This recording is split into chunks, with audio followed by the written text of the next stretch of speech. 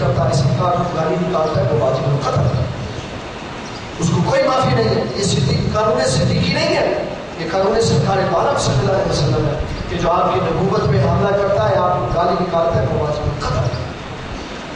اس اعتبار سے جتنے بھی لوگوں نے نبی صلی اللہ علیہ وسلم کی نبوت پہ حملہ کیا، صاحب بن سیار سے لے کر اسود عنسی سے لے کر اور مسلم قصاب سے لے کر یوسف قصاب تک، جتنے بھی لوگ، یہ سارے واجب القتل تھے. لیکن حکومتوں کی پالیسیاں اور لوگوں کا ان کے ساتھ مل جانا، ان کے جھوٹ میں شامل ہو جانا، یہ ہمیشہ ان کا ساتھ دیتا رہا اور یہ لوگ بچتے رہے. لیکن دنیا میں بچ سکتے، اللہ تبارک و تعالیٰ کی گرفت سے کبھی نہیں بچ سکتے. پھر اللہ تعالیٰ نے اس مرزا غلام احمد قادیانی کو ایسی ذلت کی موت دی کہ جب یہ مرا تو یہ اپنا پخانا کھا رہا.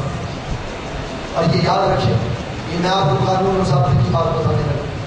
کہیں بھی چلے جائیں، کسی کے پاس بھی چلے جائیں، اس نے جو کچھ کیا ہے نا وہ اس کی موت پہ کھل جائے گا. جو کچھ کیا ہے اس کی موت میں کھل جائے گا. جس نے قرآن مجید پڑھایا، حدیث مبارک پڑھی پڑھایا، لیکن ڈنڈی مارتا، جب وہ مرے گا نا تو لوگ اس کا منہ نہیں دکھائیں گے. جب وہ مرے گا تو لوگ اس کا منہ کہیں گے جناب طبعی طور پر اجازت نہیں، طبیبوں نے اجازت نہیں دی. اور بابا کیا بات ہے، ساری زندگی یہ قرآن و حدیث پڑھاتا رہا، اس کا چہرہ کیوں نہیں دیکھنے دیتے؟ اور جب اللہ والا دنیا سے جاتا ہے تو اس کی چارپائی کو وہ چوک میں رکھتے ہیں، کہتے ہیں دیکھو یہ اللہ والے کا چہرہ ہے. جس طرح یہ زندگی میں مسکرا رہا تھا، آج بعد از وصال بھی مسکرا رہا. اور کسی نے بعد از وصال اللہ والے کا چہرہ دیکھنا ہے نا تو میرے ساتھ آئے، میں ابھی جا کر دکھاتا ہوں. ہمارے قبلہ نگینہ صاحب رحمۃ اللہ علیہ کا جب وصال ہوا تو ان کے وصال پہ کسی نے ان کی مووی بنائی اور ایسے محسوس ہوتا ہے جیسے کوئی اللہ والا آرام کر رہا، چہرے پہ مسکراہٹ ہے، اسی طرح سرخی ہے. اور جس بندے ان کو غسل دیا ان میں ڈاکٹر نیر احمد قریشی بھی موجود ہے.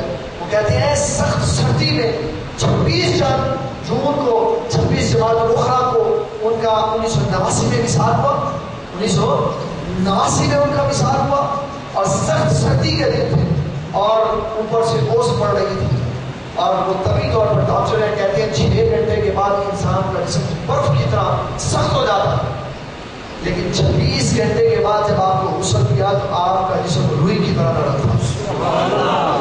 اور مر جائے بندہ تو 10 گھنٹوں کے بعد کپڑے اترتے نہیں ہیں، اس کو کینچی سے کاٹنا پڑتا ہے. کہنے لگے کہ میں نے صاحب زبان کو کہا آپ پیچھے سے بابا جی کو بٹھائیں، میں آپ لوگوں کو تشریف بتاؤں. اتنا نرم آپ کا جسم تھا. یہ اللہ والے کی شان، جس میں قرآن پڑھا ہوتا ہے موت کے وقت اللہ تبارک و تعالیٰ پھر اس کی زندگی کا اثر اس کو دکھائے. مولانا مفتی عبدالقیوم ہزاروی رحمۃ اللہ علیہ کا جب وصال ہوا تو میں ان کی اس میت میں موجود تھا. میں نے دیکھا ایسے محسوس ہوتا تھا جیسے کوئی اللہ والا مسکرا. جنہوں نے قرآن و حدیث ایمانداری سے پڑھائے مرنے کے بعد ان کے چہرے نہیں بگڑتے، اور جنہوں نے قرآن مجید اور حدیث مبارکہ کو پڑھاتے ہوئے ڈنڈی ماری، اپنی جماعت کا خیال رکھا، قرآن کی آیات کا خیال نہیں رکھا، اللہ تعالیٰ پھر ان کے چہرے بگاڑ کے رکھتے.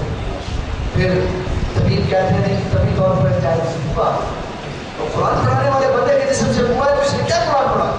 اور ہمارے استاد مولانا غلام نصیر الدین چشتی جامعہ مدینہ میں پڑھاتے ہیں، میں اس بندے کا نام نہیں لوں گا کہ انتشار پیدا ہوا.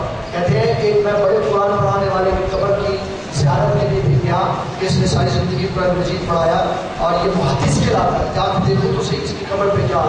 کہنے لگے جب میں قبرستان کی اس مقام پہ پہنچا جہاں سے اس کی قبر نظر آتی تھی تو میں نے دیکھا، اور اللہ کی قسم کھا کے وہ کہتے ہیں میں نے دیکھا کتا اس کی قبر پہ پیشاب کر رہا ہے اور اس مقام پہ پیشاب کر رہا ہے جہاں اس کا منہ موجود ہے.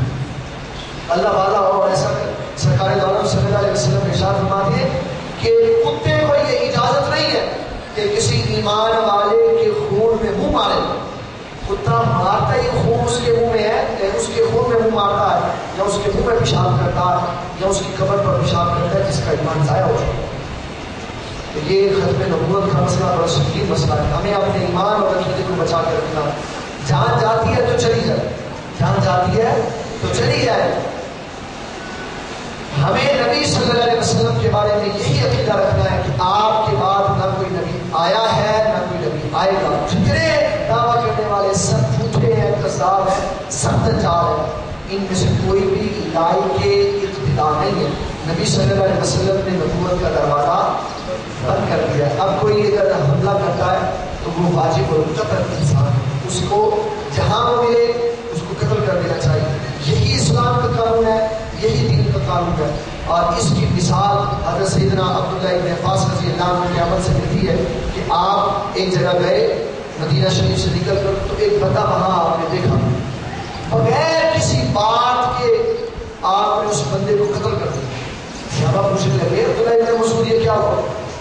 اس بندے کو تم نے قتل کر دیا, نہ تیری سلام ہوئی, نہ دعا ہوئی, نہ تو نے اس کو کوئی بات کہی, نہ اس نے تجھے بات کہی, تم نے قتل کر دیا. کہا یہ ایک بار سرکار دو عالم صلی اللہ علیہ وسلم کے پاس آیا تھا, اس نے سرکار کی توہین کی تھی. سرکار نے فرمایا آج تو سفیر ہے تو میں تجھے چھوڑ رہا ہوں, اگر دوبارہ کبھی نظر آیا نا تجھے قتل کر دیا جائے گا.